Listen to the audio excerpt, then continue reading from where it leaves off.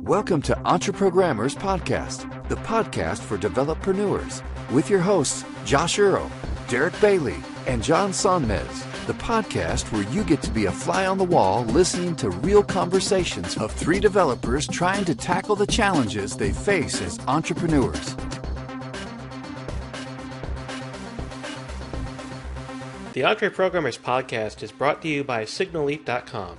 It's not just the best audio host for your podcast, it's also the only podcast host that we'll talk about during the Entreprogrammers podcast. Because SignalLeap is one of the services that I'm building and often used as fodder for information that we talk about during the Entreprogrammers podcast. So check it out at SignalLeap.com. It's podcast hosting without the headaches. Well, how's it going for you, Josh, this week while we're waiting for Derick? This has been a rough week for me. I had my sales have pretty much just died off, and I think that there's something seasonal going on. Like, it's still mentally kicking my butt, but I'm pretty sure there's something seasonal going on because my traffic, like, so desk hacks, my revenue's down from that. Yeah. I've made $167 or something. I quit checking it because it was not going anywhere. But I checked it today, and I've made about $167, which is I'll probably make like $400 this month from it when I was making $600 consistently. Right. So that's down. My sales for my book this week have been pretty much dead. I had a day where I didn't sell any. I've sold like one copy most of the days, and then like Tuesday I sold like 6 for no reason at all that I could. But yeah, other than Tuesday, it's been pretty much dead. I did sell a couple today, but my email that I sent out did absolutely nothing. So that went out at 9 o'clock today. That was kind of like my first hack at selling my book directly without offering a discount, and nothing, not a peep. What's your open and clicks? I don't know, actually. Let me check that. I haven't checked that yet because... Nothing's worse than that. I don't know, you send out an email, it's like, thud. Yep. The heck, seriously? Yeah. Yeah, I know. Like, I felt pretty good about it because the 33% open rate so far, 3.2% click rate. I don't know. Maybe something will trickle in later from it. Yeah. I mean, I'd be surprised if you didn't get any. Like, how many people did it go out to? 411. And there are people who have been on my list for at least a month. Like, I targeted targeted people from December or January 1st to March 1st, I think.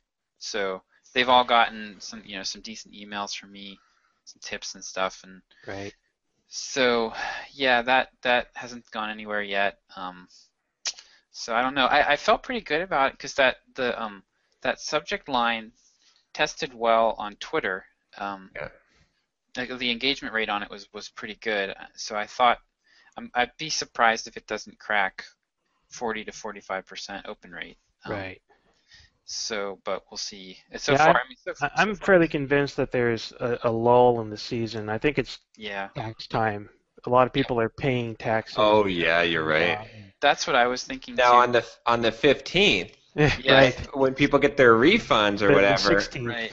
Right. Yeah. Except for us who pay into this. Yes, we do nothing but pay. We'll be writing the checks. Everyone else will be getting their refunds. But yeah, I've been kind of surprised in that I've sold more books in the last few days than I did last week, and I stopped my ads. I'm not advertising my book anymore on Twitter. So I think we can safely conclude that those weren't probably helping you too much. Yeah, I think they were generating a lot of traffic, but I don't think they were generating a lot of sales. Did you put conversion tracking in your Twitter? I did. Okay. No, I got that in place after I stopped my Twitter ad. Because time to do it. Man, I mean, I have the conversion tracking in mind. Okay, I just ran a campaign last night just to test, because Josh and I were talking about the headline, like using the. So I did 2 headlines, right? I just wanted to test headlines, so I only put $20 on here. I said, learn how I am making 5 times the salary I made as a senior software engineer, versus learn how one software developer is making 5 times the salary he made as a senior software engineer. Right? I wanted to see which one would perform better, right? So I got I got an engagement rate on on one for at 2.8% and one at 2.4. I got 251 clicks on one, 172 clicks or whatever clicks on the other. So 423 total clicks, right? That go to my landing page. Now, as some of them didn't go to the landing page, but assuming most of them did, right? Sure. How many people do you think I converted over to my email? 0. One. One. It cost me $16.91 so far for this one. Out of almost 500 people, I got one. I mean, it's just, man, Twitter. I don't know. I'm less and less enamored with Twitter. Well, keep in mind though that did you use lead pages for that, John? Or yeah, I did.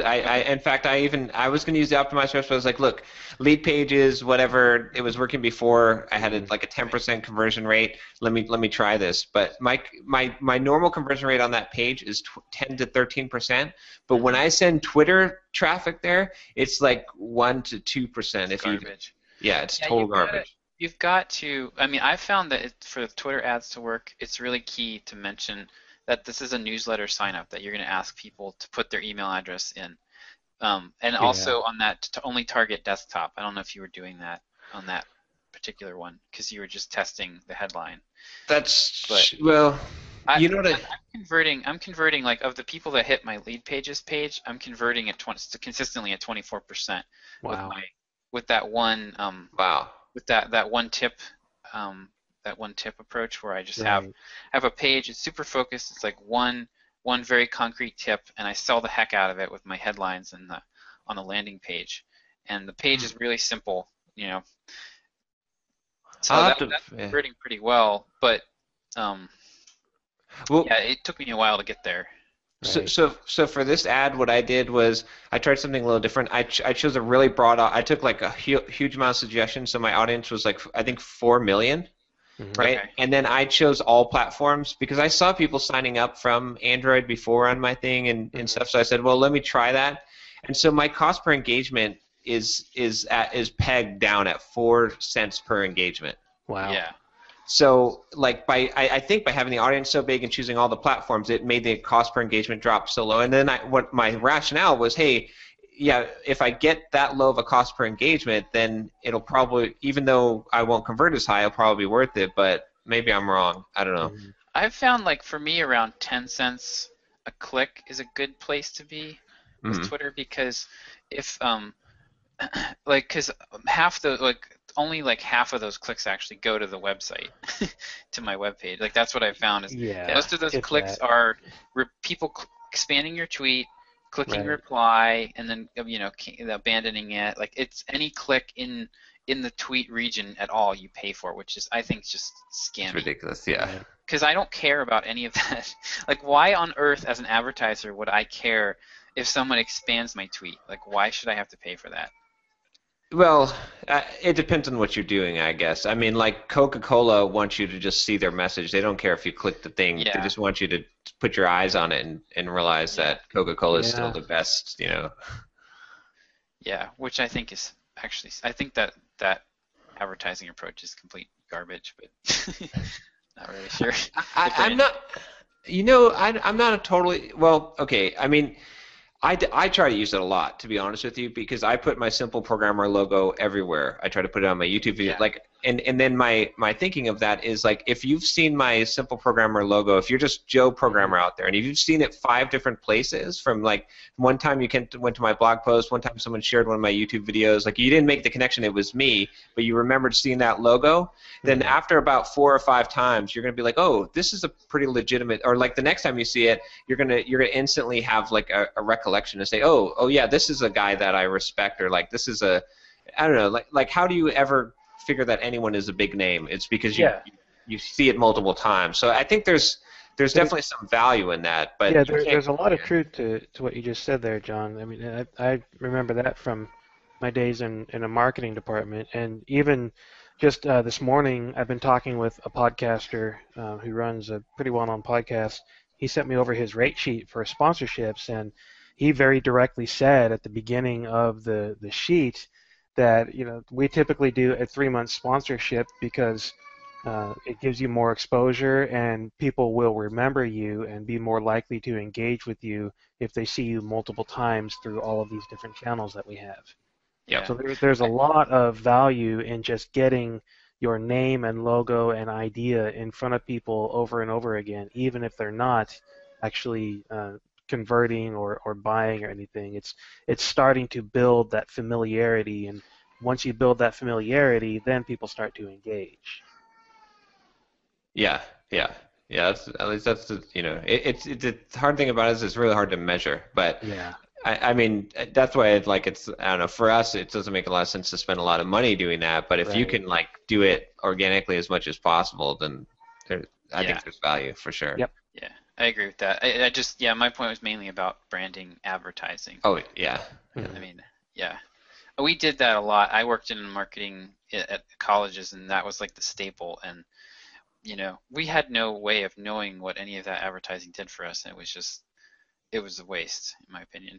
But yeah, I mean, if you're spending money and you can't track that money, then it's right. Yeah. Unless it's like, I mean, your Coca-Cola, like I said, you've got millions of dollars, like it's a drop in the bucket to like. Yeah, throw but those guys have so many systems in place that they can track all of this.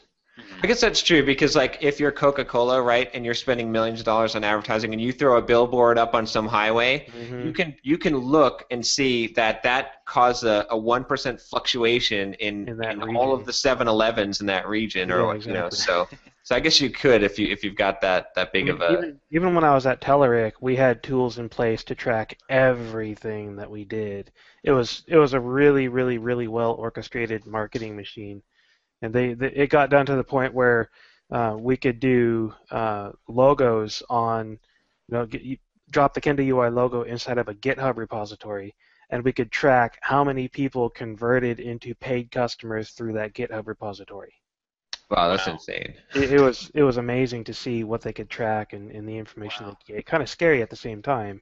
And it was sadly, it was actually my idea to do that. I gave them the idea. Well, if we host the logo on our website, then use the URL from our website in the repository, we can get a cookie dropped onto their machine when their machine requests the image from our website, and that allows us to track all the way back through customer sales. Nice.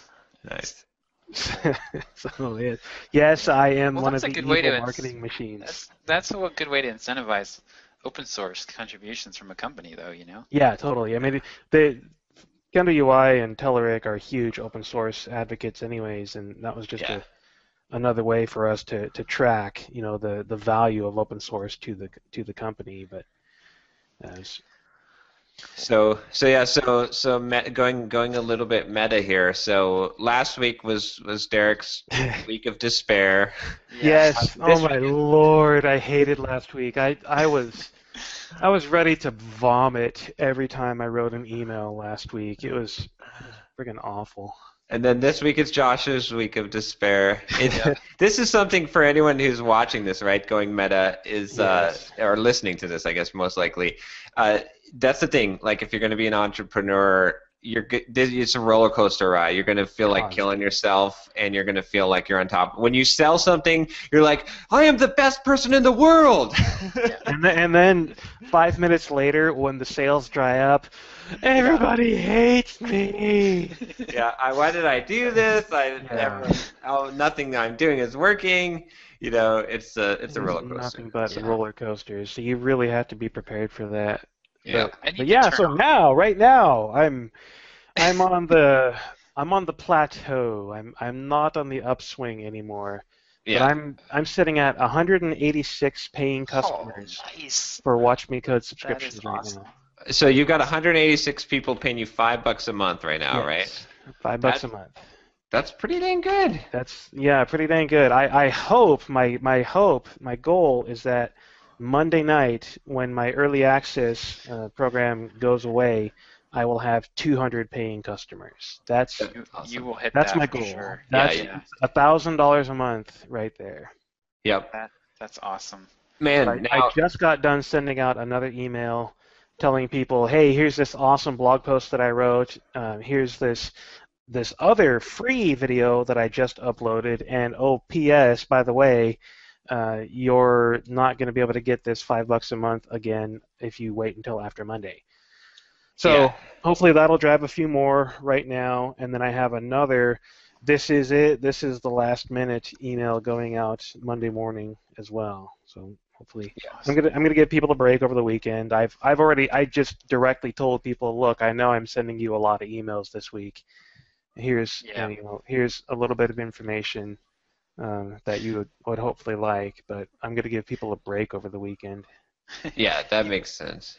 One of my buddies, Dean Dwyer, who interviewed me on his podcast a while back, he did a really cool thing when he did a launch recently where he actually kind of semi-apologized and thanked people for their patience with him toward the end of the launch. And I thought that was really cool. Like it was a really gracious way that he did it. Like he just said, I've just bombarded you, and thank you for hanging in there with me. And I think he offered them a little something, some extra giveaway or something, right, as a thank you. So I thought that was pretty cool. I'm probably gonna swipe that at some point. That's a good idea. I might change up my final Monday email to do that. The big thing for me is like I manually took all my customers off as soon as they bought, like every day during my launch. But man, MailChimp, I get more and more frustrated. Like there's a bunch of features that I really want in there. Like I like MailChimp, but it's just missing. I need to say, okay, when someone buys, and I need to be able to track it through. It needs to have the integration points, and then say, pull them off the list temporarily till I'm done with the launch. Like this I have an easier way for you to do that. Okay. Slightly easier. Groups. I was playing with groups a couple days ago because I'm looking at changing backbonetraining.net into an email course, and you can set up a group inside of MailChimp, assign everyone to that group. Yeah. Then when you're setting up your sales emails, you only send the sales emails to that group. To I haven't bought group or whatever, right? Okay. Which at the beginning of your email campaign, that's everyone, so everyone gets it. But then as you see people buying it, you remove people from that group. So the next time one of those emails goes out, the person that bought is still in your mailing list, but they're not in that group, so they won't get that next sales email. Now that's one step up from what I was doing, because I found when I manually unsubscribe people, I had to use the API to resubscribe them because MailChimp doesn't like that. So that would have been better, but you'd still have to manually move them out of the group, which kind of sucks. And I don't know if they're like with the unsubscribe, you can copy and paste a bunch of emails and it'll unsubscribe them all at once. Right. I don't know if you can move people out of a group all at once. I don't think you can. I think you have to. You might be able to with the API, but you might have to go in there and one at a time unsubscribe them. But for a big ticket item like yours, it's not going to be that many sales all at once. I mean, I've got 200 people subscribed in 3 days. That's a little more difficult. One thing you can do with the groups, what Nathan Barry does actually is he exports his list and then he imports it into a group. But the problem with that is you lose a bunch of data with MailChimp. Exactly. When you do that. Right. You lose the subscribe date, you lose the last date you sent them. Like it actually kind of hoses. Like if you have any kind of autoresponder, I'm afraid to use it because it just like hoses everything. Like it hoses. You could end up sending people the same autoresponder sequence again. Exactly. As a thank you for buying your book. Which, speaking of, if you're going to do autoresponders, do it in a group.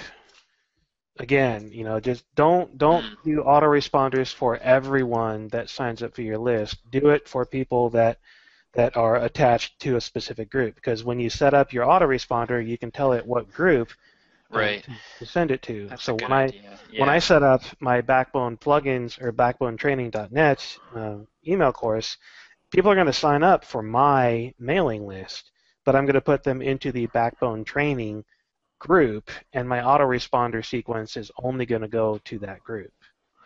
So one thing I did was I just created another list, and I don't know. See, I'm still trying to work this out because the thing is, there with the groups, not all of the plugins and stuff. Like I think OptimizePress didn't have really the ability to. You'll have to use the MailChimp form directly and not a plugin. And so that was a pain for me. So what I did was I just created a new list. And so Yeah. I've got this like interested in my how to market yourself course list. And what happens is if you purchase the course, you do get transferred over to my main list, my Right. regular list, because that integration works with DPD. Right. So, but and those people are on the autoresponder, but I don't know, it's still not quite. I mean, I'm so tempted to go to Odesk and hire. It's kind of funny I would say this, but I'm tempted to hire someone to develop what I want for Mailchimp. That's using the API to say, look, here's what the things that I'm trying to do. Like, build me this super tool that lets me do whatever I want. You know. The thing the thing that drives me crazy is I haven't been able to find, like, what I want is I want to be able to dump people into various groups from various sources and have them get various emails, and like that is impossible. Like, I cannot find a good configuration. So if you have multiple lists, okay, you could have like people on multiple lists where you have you could have like a new signups list where you say, I'm going to send an email every day for 30 days or something. Yeah. Well, the problem with that is you can't import those people into your main list until the autoresponder has finished sending. So like if you have an active autoresponder, my understanding is that there's no way to get those people out of there and into your other lists without like exporting them into a CSV and then importing them, which again loses all of the, breaks all the history. I just want to be able to copy people, it's so frustrating. DPD, like the lack of group support. Nobody really supports groups, but it could be done via the API. So like if DPD could get their act together, they could support groups, which would be killer, I think. But yeah, I've like tried to think of different various ways to configure some sort of reasonable workflow, and I can't come up with anything. Yeah, I think what I'm going to do is I'm going to come up with my sales funnel. I've been already kind of charting this out, and I'm going to come up with my workflow. And then I'm going to either write the code myself or hire someone to write the code to build the backend, the integrations. Because there are all the DPD has an API, Mailchimp has an API. They both are. Mailchimp supports webhooks at least, right? And there's all these pieces that you could definitely put together and get the flow that you want. Yeah. But it's just a matter of, but the thing is, like, you got to know exactly what that flow is going to be so that you build the right thing. I don't know. It's so, it gets so complicated though, because it's like you said with the autoresponders too. It's like I'm kind of leaning now towards what I might want to do is just when people sign up, like instead of trying to get them to sign up for interest in my course specifically, sign up for me for my newsletter, and then after a certain amount of weeks, like after you've been getting my emails and blog posts for like 3 or 4 weeks, then I'm going to start you in an autoresponder sequence that's going to slowly start trickling in the actual sales type of stuff that's going to ramp you up to my to my thing. But I don't know, like I kind of want to experiment with that, but then part of me still says, well, maybe you should just be trying to give away, get them on the sales list, and then do your sequence, and then after the sequence is done, dump them into your regular list. But I don't know. Yeah, I've got to figure. This is the big missing piece for me right now. Is how I've got to figure out that sales email today totally fell flat. So I've got to figure out how do I get people converted from mailing list sign up to sales at a reasonable rate, via my email list. Like, I've got to crack that nut without doing a sale. That's the thing. Like, I know I could send out a discount code today and probably sell 50 books, but that's not, like, you don't want to be constantly discounting, because then people expect it. I probably have a little bit of that now where people are just conditioned to expect that I'm going to do a big sale all the time. Yeah, and you're going to have to break out of that by doing exactly what you did today. You're going to have to get people used to the idea of not getting a discount, which is going to take some time. Well, does it matter if the discount puts you at what your regular price is, like, or what you would tend to sell at? Like, I don't know. Like, that's kind of where I'm at now. Is I'm like, well, maybe I'm always giving a discount. Like, I don't think that you should. Because that sort of that makes. That kind of. It's almost an attack on your integrity. It's borderline illegal as well. if you're running a constant sale, I mean, you just condition people to never, like, they don't trust the face value of your product. Like, why, it's sort of like having that discount code, right, thing shown on your checkout page all the time. Right. Well, but there's always a discount code available. It's not like you're scamming the price. It's just like, well, okay, like a good example. I don't always have a discount code. Like if you go to Bed Bath & Beyond, you always have a 20% off discount, right? Like it's stupid to go into Bed Bath & Beyond and not bring in the 20% off or the $5 off. They send you those two things. Everyone knows them, right? It's like if you go in there and you just buy something at full price, it's just dumb. Because you're going to get a 20% off. Like you can go in there with it. It comes in the mail. So I don't know. So it's always out there. It's not like they told you that the price is X, but it's on sale, which they do that too, by the way. But so I guess that is. I mean, but I don't know. To me, it almost seems like if you kind of know what your target price is, and everyone always wants to get a deal. So maybe the answer really is to just always give someone a deal, perceived. I mean, know what your perceived value is or what your expected value is, and then knock a little bit off of there for what you actually want to get from it, so that you're still giving more than it's worth, but you're still showing that you're giving a discount. Mm-hmm. Yeah. The other way to do that is to add bonuses at various times, so sort of like a reverse sale, full price, but you get a bonus. Right. Yeah, so what I'm trying to salvage my despair here.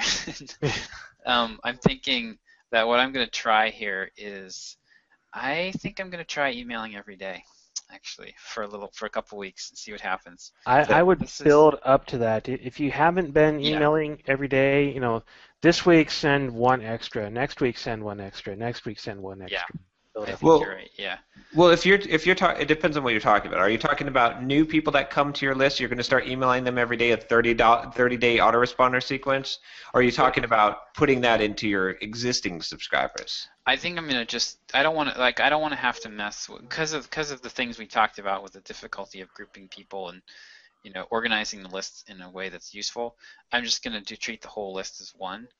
And I'm going to slowly ramp up to doing 5 emails a week. I've been listening to and reading stuff by Ben Settle, who is he's one of the top guys in terms of like email marketing, and he has this storytelling approach where he sends really personal emails. He's pitching something just about every day.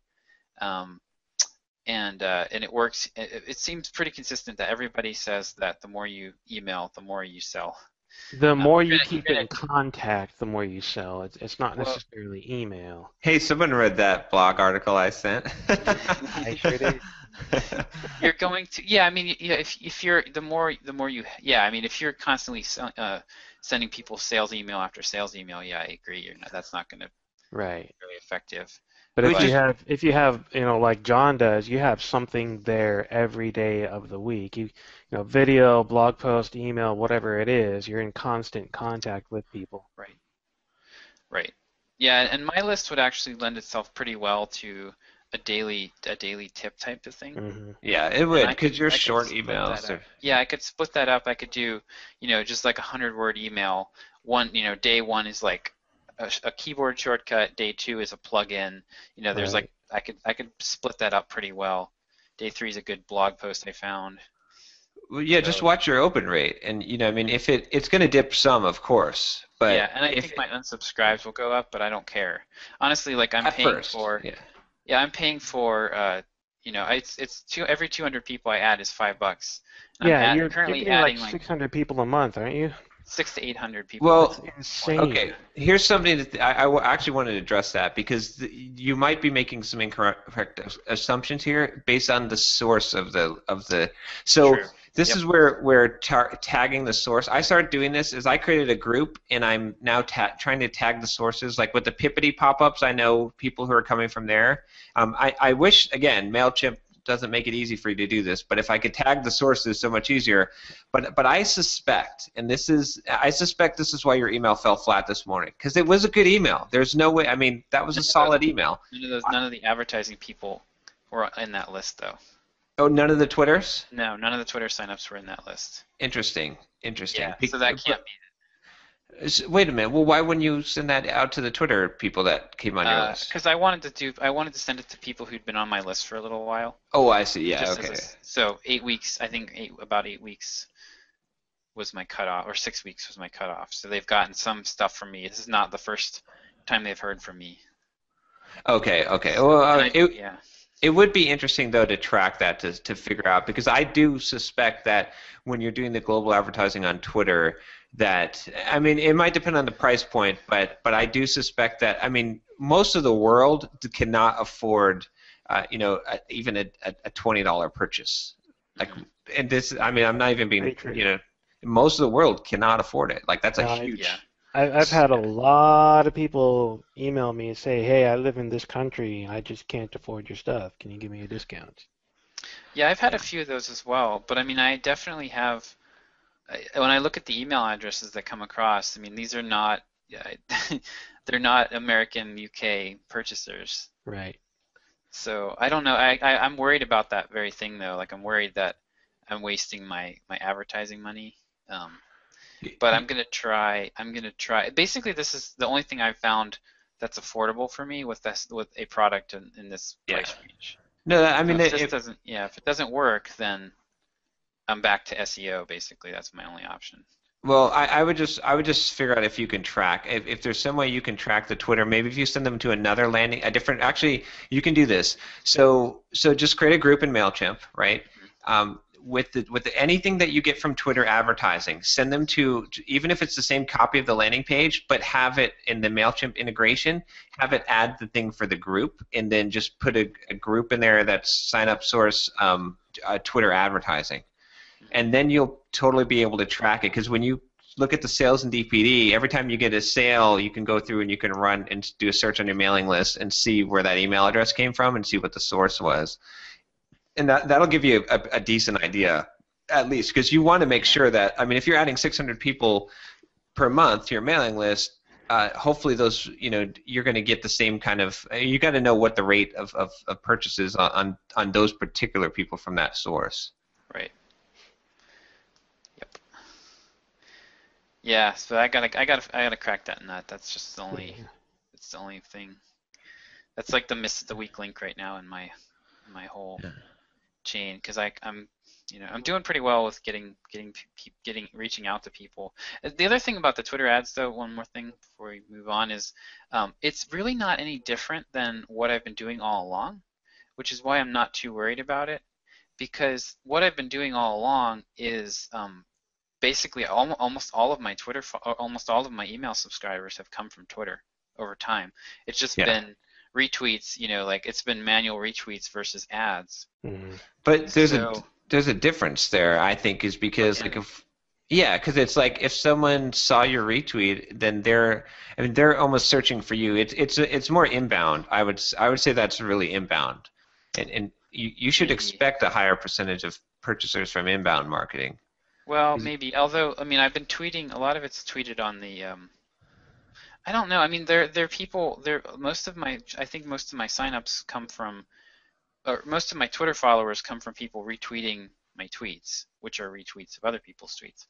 So that's not targeted. And that's actually less targeted than the advertising that I'm doing, because I'm targeting people that I know have some connection to web development or Sublime. I guess that's true.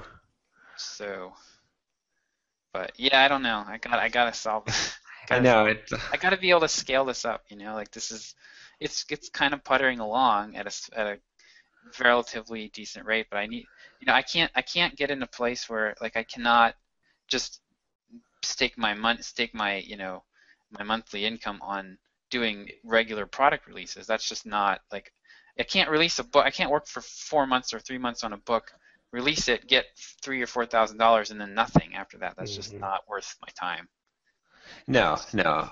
Well, I mean, I think you're getting to me and you are both in the same place right now, which is coming up with the sales funnel or sales funnels, multiple that work to, from where do you get all your people? Like you have all the sources to down to when they come in the door, what's the proper sequence to court them to get them to the point of being a purchaser and can you even qualify the leads to some degree? Can you say like, well, hey, if this person has actually clicked 5 links or opened 5 emails, they're prime ready for this pitch.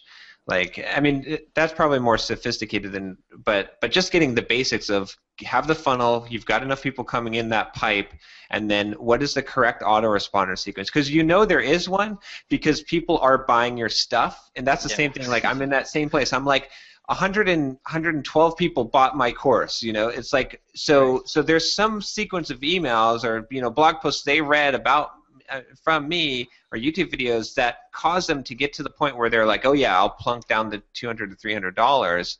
And it's the same thing for you. It's like, what is that sequence? Like, how much courtship do they need? Like, how many tips and how many things do they need before they're like, yes, this is. And once you get that down, then as long as you keep on throwing people in the top of the pipe, they're going to. You're going to be there, but it's just figuring that process out. And I have a feeling there's a lot of A/B testing all the way through each piece of that pipe. Yeah. So I'm trying not to get too down about it. At least having a plan. Like I think trying to ramp up my email frequency is kind of my plan right now, and then I'm going to try to ramp up my frequency, but then also work in more sort of natural, not salesy, but natural mentions of my product to try to start to raise awareness and drive more traffic there. Are you setting up alerts too? Like, do you use Topsy? Do either of you guys know about Topsy? Mm-mm. Topsy.com? Okay, here's a good one. So go to Topsy.com, because I'm wondering like that you sold like 5 in one day. I bet you that you're going to find the answer here. So you go to Topsy.com and then you type in site : and then your domain name, and it's going to show you all tweets in the last like day or 5 days that link to your domain name, even if it's through a Bitly link. Oh, interesting. So sometimes when I get like weird spikes of traffic, I go on here and I'm like, oh yeah, some major person. Like one time, the guy that created Wired magazine tweeted one of my blog posts, and it was like insane. Nice. And I couldn't figure out where it was coming from until I went here. But this, I bet you'll find someone tweeted something about your book to like a massive amount of followers. Oh, I'll check that out. You can also set up alerts to see when someone mentions you, which is pretty cool. Cool. Yeah, so that's pretty much been my week. Yeah. I was feeling better on Tuesday, and then it's like, So I need to get. I want to get. I have another project lined up, and I want to get moving on to that project. But I need to get this. I need to get this solved. At least get a something half decent working, so that I feel good about moving on. Because I know I have at least a half dozen product ideas for this audience that I know are going to kill, but I don't want to put a ton of time into it until I figure out how to get out what I'm putting into it. Well, I mean, the good news, like as well, is that before you even started doing any Twitter advertising, right? You were selling like what, $1,500 a month pretty consistently on your one book, right? No, it was like more like 6 to 8. Weren't you in the last few months? I mean, how long ago did you start doing Twitter advertising? Well, no, you're right. I mean, it was more like 1,000. Okay, $1,000 a month. But I mean, and that grew, and you still don't have a baseline for this right. book and where you're at right now. I mean, you're talking about a 1 week fluctuation. Like I don't know. Like it's too early to be. It's been 2 weeks of really lousy sales with a couple of. Yeah, I mean, Josh and I both had this same dip at the same time, which makes me think there's some seasonal thing going on here because both of our sales just tanked. And I was selling 4 a day. Yeah, I was selling. Yeah, and now I'm like 4 a week right now. Consistently three, 4. And I've noticed that like my book is in so many bundles too. Like I've got probably 10 bundles that I'm a part of, and I've seen not very much activity from those either. So it kind of does seem like there's something seasonal. I mean, it is like it's spring break times too. Like we're hitting like a bunch of different spring breaks all over. Brush up on your Sublime skills then spring.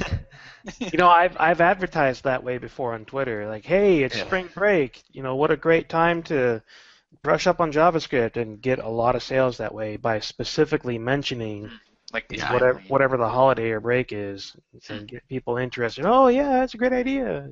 Yeah, it's happy hour. Have some beer, some scotch, and learn about JavaScript. That'd be cool. Do that every day.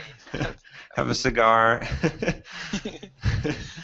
I don't know. I mean, it might be. It's weird. Like I can't really tell you guys because I mean, my goal has been to sell 2 a day. Like since the launch, I've hit I hit 2 the day before yesterday, and I hit 0 yesterday, and I had 1 so far today. Yeah. And this is from like my Pippity signups, and like I've kind of. So I don't know. But I went through. I was like, man. Yesterday I was like, oh, my life is over. I suck. No one will ever buy. And then this morning when the sale came in, it changed my mind. Of course. My entire day is different if I get a sale like before I wake up. Yeah. If I check my phone when I wake up and I have a sale, like it frames like the entire day looks different to me. It's pretty funny. like overnight, I didn't get any new subscriptions from when I went to bed last night till this morning. And that's why you're plateaued today. I know. I wake up in the middle of the night sometimes, right? And I grab my phone and I'm like, DPD, yes, DPD. Yep. I love DPD. Right? I'm the same way. I mean, no DPD emails. Oh God. Exactly. I used to wake up in the morning and think, how many books did I sell? Wow, there's 4 books last night. That's amazing. And now I'm like, Yeah. So this might be interesting to talk about. So for me, the way I mean, I'm still definitely not through this, but the one thing that helps me, I mean, basically, I have to have a plan. Mm-hmm. When I start to feel this way, I have to have a plan. Like I go through this pit of despair where I just feel like it's all all is lost. Nothing I do is working. Mm-hmm. But then as soon as I see, so usually for me what works really well is I sat down and I was like really, really just despondent. I think it was like Wednesday night, and I started typing this really whiny email to you guys. I was like, I think I need a different audience. Like, I was basically like, I'm going to give up. And then I was like, okay, well, so I'm going to tell them how bad it really is. So I went and I started like looking at my numbers. Mm-hmm. And I was like, okay, well, I've sold, I've actually sold almost $500 worth of books this month. That's not as bad as I thought. And, I started figuring out, like I did a little bit of conversion math and figured out what my rate was, what I projected through the end of the month, what I might make. And then by the time I got through that, I was like, exactly. Okay. I didn't even send the email at that point. I sent a revised version of it later to you guys, but I just was like, okay, I've worked through this at least for the time being. For me, like it's really like working through the math a little bit. Just I find I get a lot of comfort out of the numbers for some reason, and then if I can do that, and then I can see some concrete step I can take to try to improve it. That for me is like enough usually to at least break through temporarily. Yeah, I'm the guy that just sends the I'm giving up on screencast email. You know what I do? Totally the opposite of you. And then I'll let you guys convince me to not give up, and then I'll get 186 paying customers in 3 days. I constantly refresh my stats. I'm like, I mean, even I am. Look at this. Constantly. This is my look at how obsessed I am. Oh my gosh! Do you have a dedicated stat? I've got a monitor. Oh wait. Oh my God. There we go. Yeah, I got it. Wow. There. I can't show it very well. But That's yeah, amazing. Google Analytics up there, real time on there. Yeah, I keep Google Analytics open most of the time, and I'm constantly refreshing my members page. I have my members page sitting open right now, and I've refreshed it like 10 times since we started talking. It's so bad like this. Like I see someone come onto the site, and then I see the active page, and I'm like, oh, DPD card checkout, yes. And then I watch the email show up in my thing, and I'm like, that's a real productivity hack right there. Yeah, that's the problem. Like, how to tank your productivity in one easy step. It's worse when you're not selling anything, right? So that's the thing is like, it's like you kind of hit it right, Josh. You got to get action. You got to get a plan and start moving. Otherwise, you're just going to sit there and refresh stats, and then you're feeling more bad, and you're not making any progress. And it's no good. And that's why I've really been falling in love with Pomodoro lately. Yeah. I use the Pomodoro to tell myself, no, I'm not going to check the stats. No, I'm not going to check the stats. And I get through my 25 minutes. Okay, refresh. Okay, now let's go work again. Yeah. I've actually at times I've actually actually just banned myself from checking stats altogether. Maybe once a day I'll let myself do it. Right. But I always try to make it after I've put in some period of productive work, because that way emotionally it won't prevent me from getting some work done. Right. The Pomodoro thing, it's pretty awesome.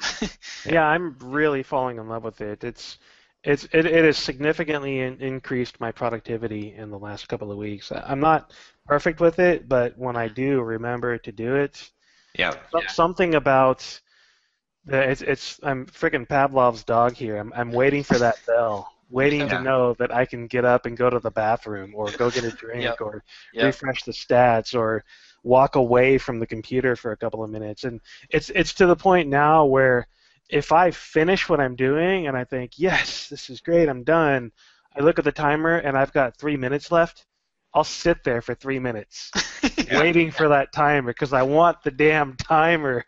I want the buzz. I want it to tell me that it's okay to get up and go. Yeah. I find that so I actually have a physical timer. I don't know. You guys, I think, use apps, but I'm using a Chrome app. This crazy timer with that I got on Amazon with a really loud bell in it, and it ticks loudly the whole time. And just for me, that stupid timer, like the ritual of winding that thing up, it's like I can be super distracted. And if I can get, I can have a lot of crazy stuff happening. If I can get into a groove where I'm winding that stupid timer and setting it down, it's like, it just focuses me. And I'm like, a lot of times what'll happen is like I'll have a crazy morning and I won't get any Pomodoros in, and I have a set Pomodoro goal for myself. Right. And so I'll be like, okay, well, I know I can do, X number of Pomodoros before dinner. Can I get these all in, And I kind of like just go into this groove. Even if I don't hit my quota for the day, I'm still hitting, some goal. Right. And it's been huge for me. I don't use it like 100% of the time, but if I have any task that's if I'm doing research for my next project now, and I'm gonna try to do 1 Pomodoro a day on that, just to give me some set measured goal for every day. Yeah, I really, the biggest thing for me is just the power of being able to chunk things into things I can measure and that I can hold myself and feel like I'm done. Like I did because I always, before I started doing the Pomodoro stuff, I'd always feel guilty. Like I didn't do enough work today. But now when I look, I'm like, I did 8 Pomodoros or 10 or whatever my goal was. I'm like, okay, I did my work. I put in the time. I know I worked hard during that time. Like the only thing I could do is choose different tasks to work on. Right. That's something I can actively do. If I feel guilty, I can do something about that by choosing different tasks, and the next week I could do better that way. But as long as I did the work and I did what I was supposed to do, then I can relax. I can go play a video game or something, or have a scotch and be like, yeah, all right. Exactly. Sit on the couch and read sci-fi novels instead of working more. Yep. Yeah, the other thing that both John and I have encountered with it is that there seems to be like a hardwired limit. So you can't you could try to squeeze in more Pomodoros in one day and you can do it, but then like for me the next day is garbage.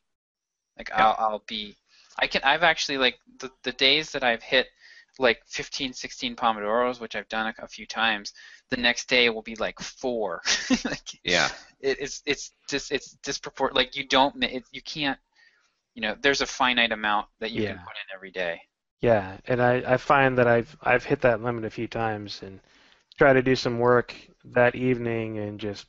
Yep. Yep, Nope. exactly. Yep. You're wasting. You're putting in time in front of the keyboard, but you're not actually accomplishing anything. Right. But it's good to know this about yourself, though, because it's like I know that in a given week that I'm going to do probably about 50 Pomodoros. Like 50 to 60 is my range. Like that's my full-time work.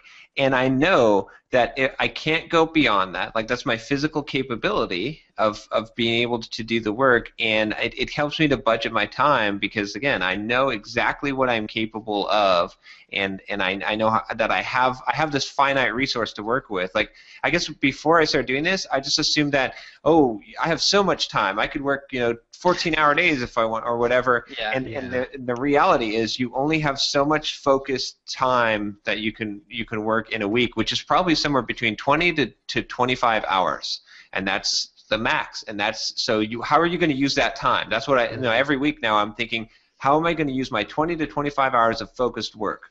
Right.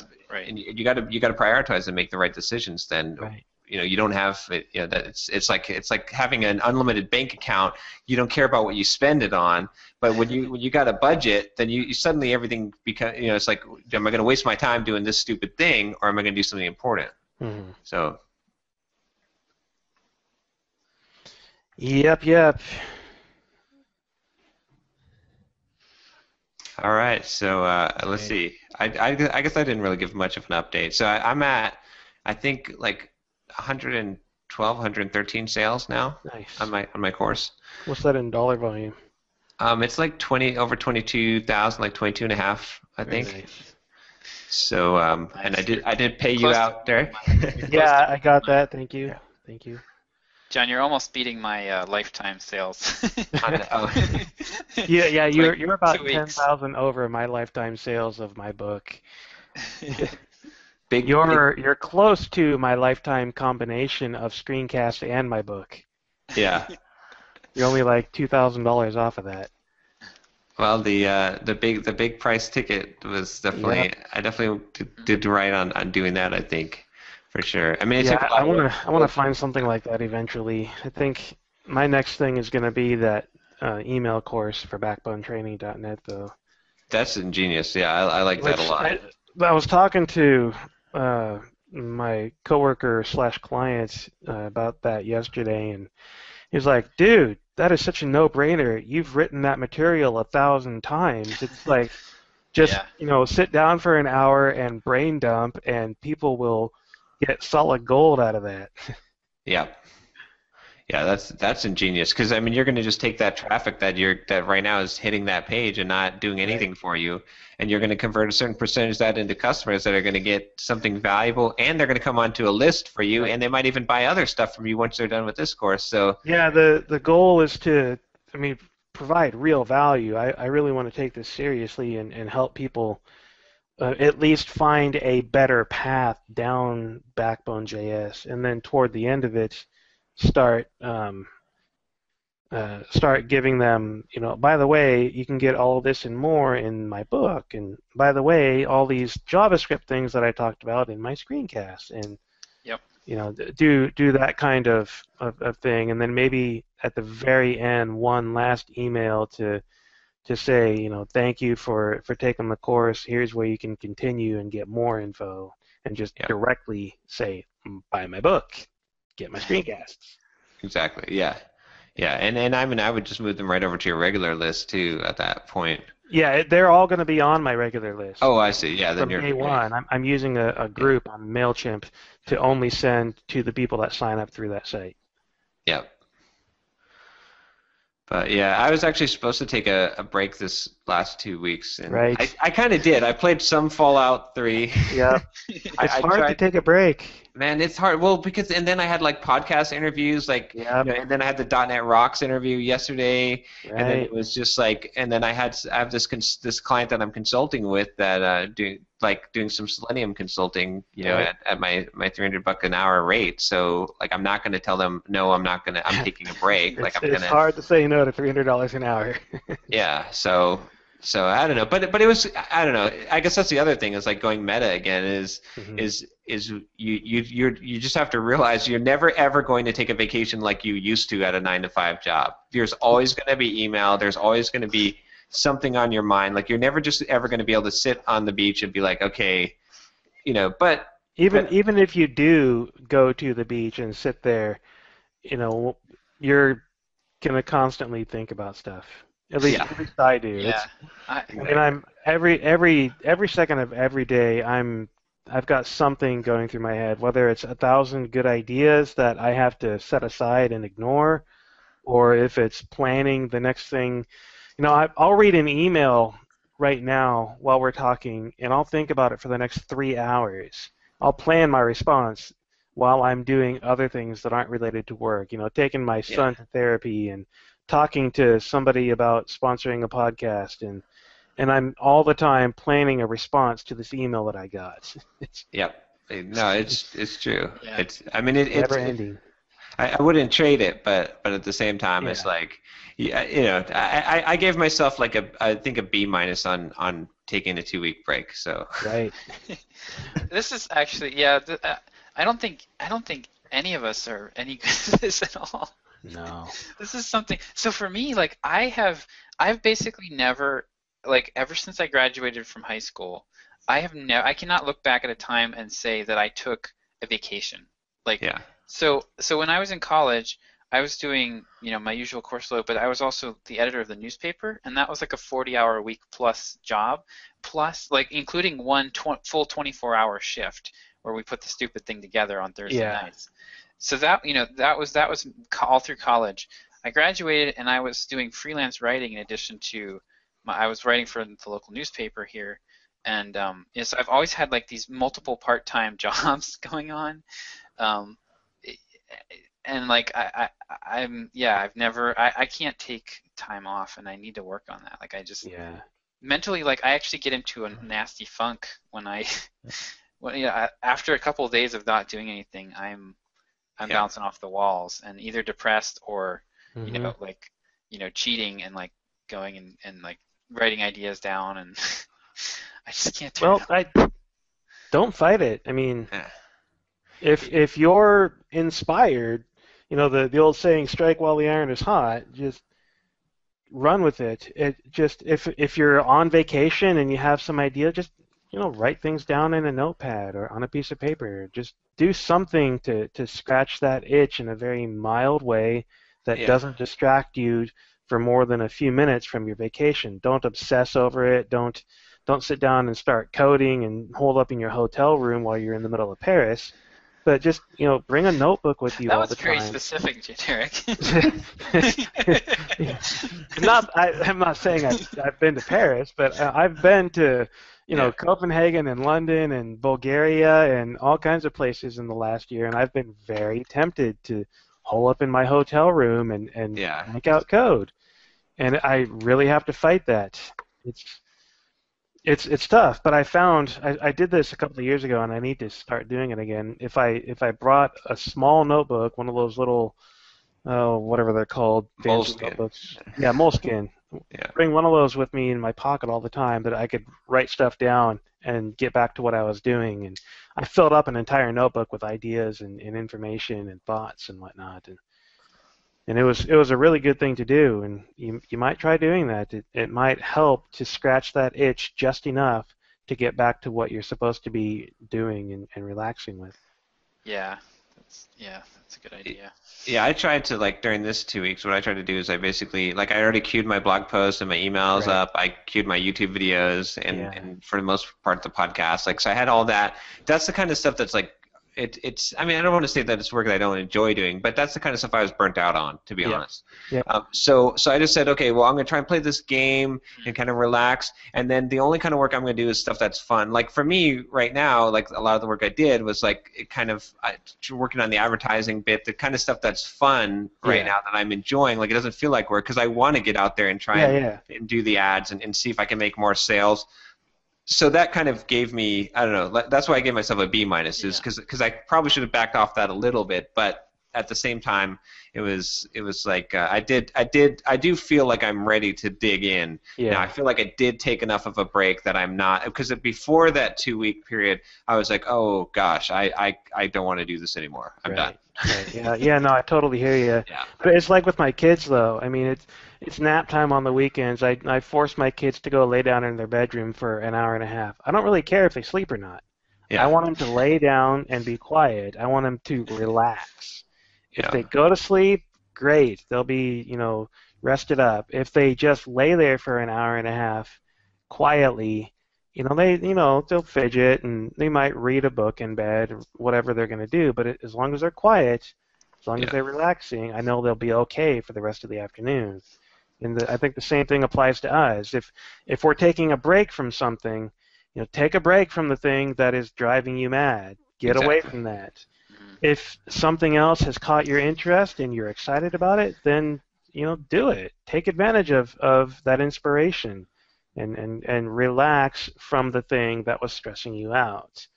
And, when you come back, maybe you'll be refreshed. When you come back, maybe you won't be, and maybe you'll still need to ignore that thing for a while. I mean, I ignored my book for 6 months at a time because it was driving me mad. And I finally just decided, at the end of last year, that I was going to just get it done and call it good enough. And I'm glad I did, because now it's off my plate and I rarely think about it, other than obsessing over sales. Yeah. Which, back to obsessing over sales again, while Josh was telling his story about needing a plan, I went and actually looked at my sales. I had 20 sales last week. Okay, yeah. So here I am, moping about thinking, crap, I'm not selling anything on my book. I'm down 5. Yeah. Yeah. It's a 20% drop. It's just having the numbers, actually being able to look at the numbers is tremendously helpful. And sometimes I find when I'm trying to relax to get away from something stressful, if I actually do look at the numbers like Josh was saying, then like, oh, this isn't so bad, and suddenly I'm not as stressed and I don't need to get away from it as long. Yeah. Psychology and the human mind is crazy. It is, yeah, and I mean, not looking at the numbers every day is kind of important too. Looking at a week, a minute. I mean, if I could convince myself to do a month, and that'd probably be better. That's the most it's going to stabilize. A month is a pretty good indicator. So none of us have ever had since we've started selling things, right? Have any of us ever had a just holy crap horrible month? That's maybe. Oh, yeah. I certainly have, because I stopped doing screencasts for a year. Oh well, yeah, but I mean, when I'm talking about when you're doing what you're supposed to be doing, when you're moving along, right? It's like you're never gonna, you don't ever hit that worst case scenario that you imagine in your head when you don't make sales for 2 days, right?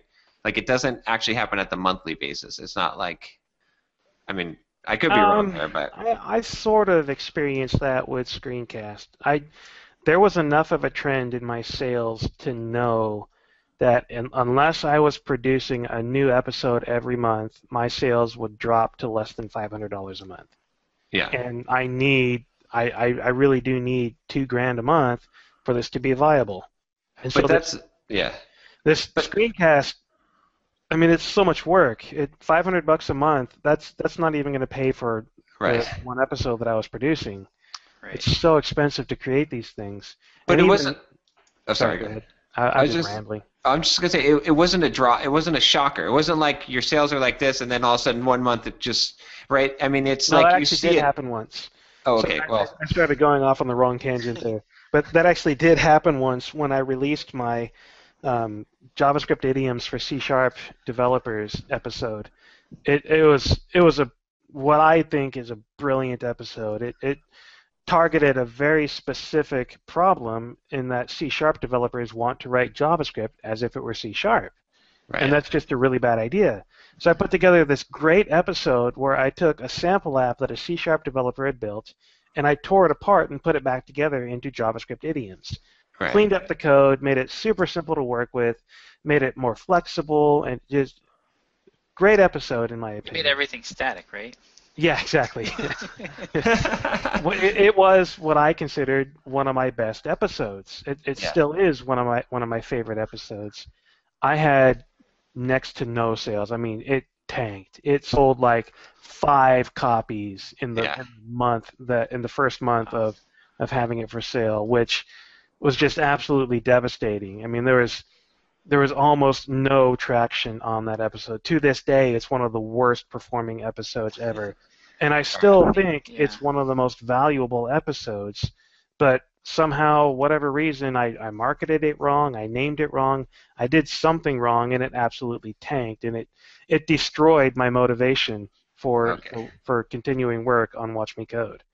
It was like 2 months before I produced another episode. Let me back up a little and say, most of the time, it doesn't happen. Right. Most of the time, your worst fears do not actually happen. This is becoming a common meme now, where John makes an absolute statement and Derick says, "Well, actually." I am the king of retracting statements. I do that constantly. I'll make an absolute statement, and one of my friends will say, "Remember this? Oh, right. Except for." Yeah. Well, I mean, we're learning. We'll figure this out, but yeah. But the big point is like not to get discouraged by looking at the daily metrics, because that's not. I mean, it's really the long term. That's the other thing I always have in my back pocket for myself is like, I mean, even when I was launching, when I was like, well, this thing could flop, it'd be like, well, okay, yes, this could flop. Sure, you could make 0 sales. It's true. Right. But if you did, you would have gone through this experience. You would have learned some things. Like I guarantee you that the next time, the next product you launch will do better. Like it's an instant guarantee. Right. And it's like where I have a lot of time. Hopefully on this earth, I have time to figure out this. Like I don't know. Sometimes I feel like I'm under pressure. Like I got to do it now. I got to figure it out now. I got to start making money now. I got to make these sales now. And that's not really true. It's like I'm on a journey. And every step, I'm learning things at work. I'm going through a process. I'm moving forward, even if it's not a financial forward every day. I'm moving in the learning forward, and I kind of just give myself the room to say, there's time. You have time to figure this out, to get this done. You don't have to be an overnight success. You don't have to, whatever. You can just, if this whole year is a flop, then this whole year is a flop. Big deal. The next year you're going to do better. So I don't know. I'm still hemorrhaging money on SignalLeaf.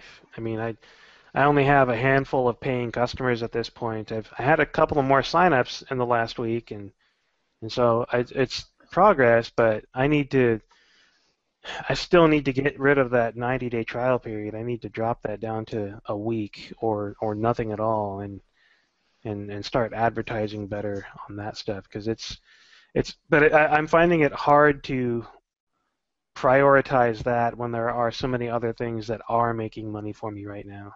Yeah. But if I don't, then SignalLeaf will become a flop, and I'll have to dump it, and I really don't want to do that. I really want to be in that for the long haul and turn it into something profitable, because I think there's a lot of value in what I'm doing with it. I just need to put more time in order to increase that value. Right. Yeah. Well, I mean, definitely get your trial. Did you listen to the last startups for the rest of us? I think he was talking about. They were talking about the trials. No, I haven't listened to a podcast in a couple of months. I need to get back on that. I know. Ironically, I haven't worked on that in a couple. I mean, I've done. That's not true. I fixed some bugs recently and added a couple of things that had been nagging me for a while. So there are things that I've done recently, but I haven't spent as much time on it as I need to. Well, I think I actually used it in demoing how to debug JavaScript in a browser that I recorded earlier today. So hopefully I'll get some eyes on SignalLeaf for that episode once that releases. That's smart. I think it's like just a distillation from I think it was this last episode, unless I was looking through the back catalog, but it was the trials taking, there were 2 things. It was like make the trial only like 15 days or so, like lower trial periods, right. And then take credit cards up front. Right. And I don't know if are you taking credit card up front on I'm not now. I was originally, and I backed off on that because I was unsure about everything at the time. Yeah. But those are things that I definitely want to do.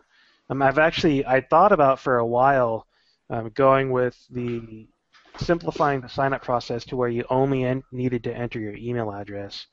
Enter your email address to get started, and that would create your account and sign you up, and you would be able to start uploading a podcast without having to do anything but enter your email address. But I've read a lot of stuff about for paid services that don't have a freemium model, then that's really a bad idea, and you should take credit cards up front and reduce or eliminate the trial period. Yeah. Because people don't value free in the end. If you can give away the most amazing things for free, and people will throw it away because they didn't have to work to get it. It didn't cost them anything. There was no perception of value through cost. Right.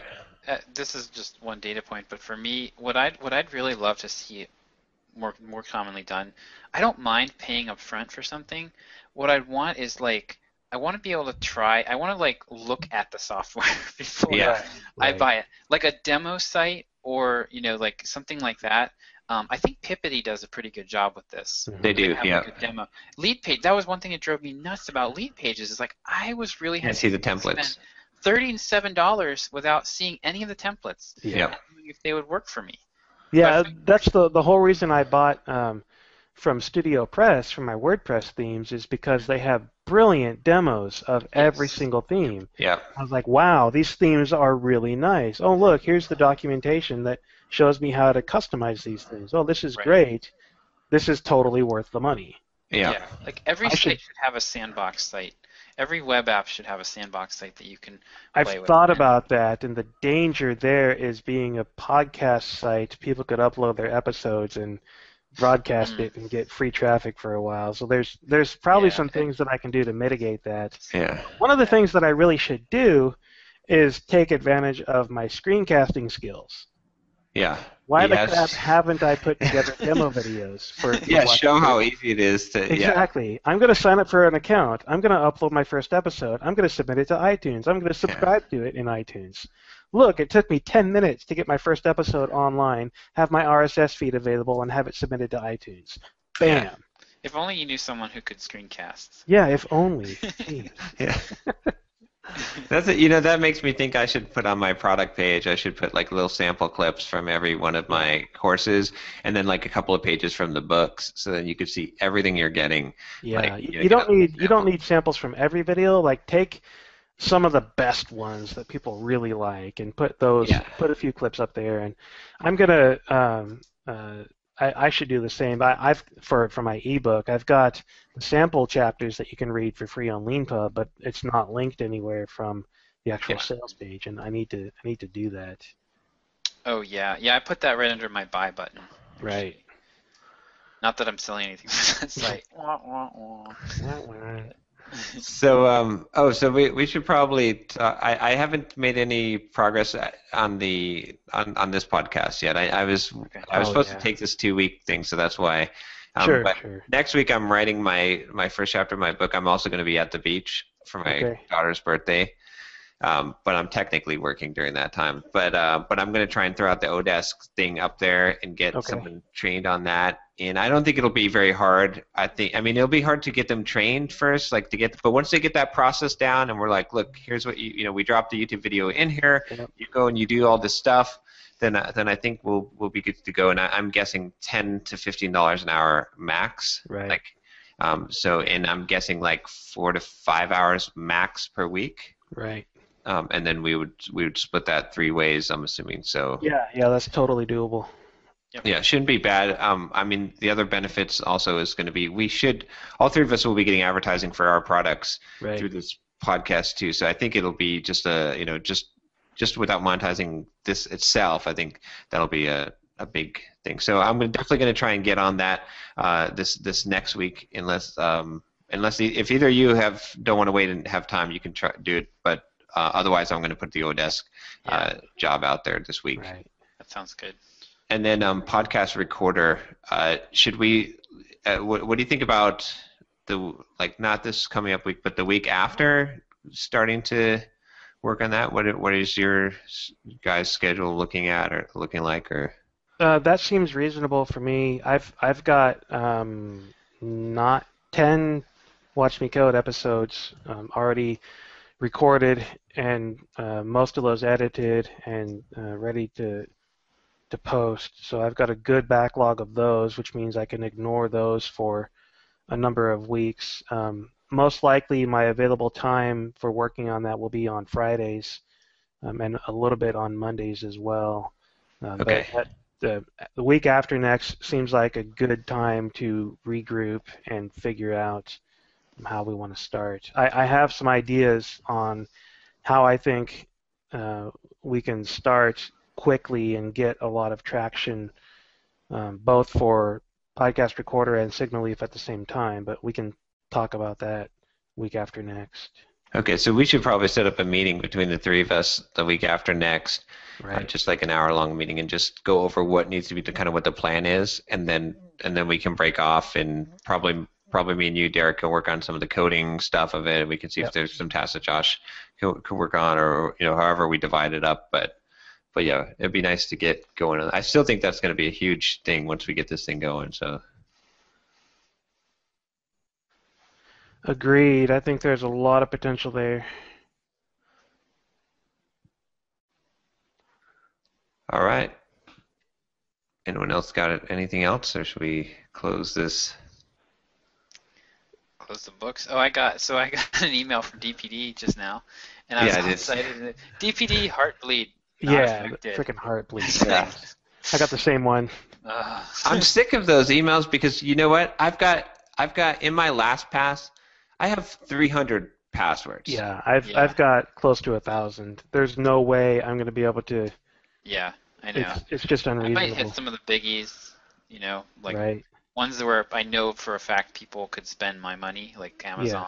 Yeah. My bank was okay, and so I'm not so worried. Yeah, I might change bank, my Amazon PayPal, password, Amazon, right. some of the biggies. But it's like, so what? Someone gets my GitHub password. I mean, okay. Yeah. I might change that one, but there's like, I don't know. Yeah, right. There's a million of them. My buffer password, I don't know. Right. Yeah. And then the hassle of having to reauthorize all the devices. Oh yeah. It's like, I've got it on, I've got multiple computers that I'm going to get signed out of everything, and then I've got my phone, and I've got things, syncing between other things that I have to update. It's like it could be like weeks worth of hassle. Yeah. I can't wait till everyone just starts using Google authentication. Just dang it. Just, I'm sick of having usernames and passwords. Just I love it when I go to a site to like sign up to try something or, I hate single sign-on. It's the best thing ever. You don't have to have a password. You don't have to create an account. It's awesome. I hate that. That means if somebody compromises your Gmail account, they compromise everything. If someone here's why. Okay, I got the perfect answer. But beyond that, even if that's mitigated with two-factor authentication and all that, the other problems that I have with single sign-on are from a developer perspective. It never works correctly. It is so painful and difficult to get single sign-on and OAuth and whatnot working. You think you can do it once and have all these different services integrated, and even the company Janrain that did exactly that, they provided single sign-on from all these different services.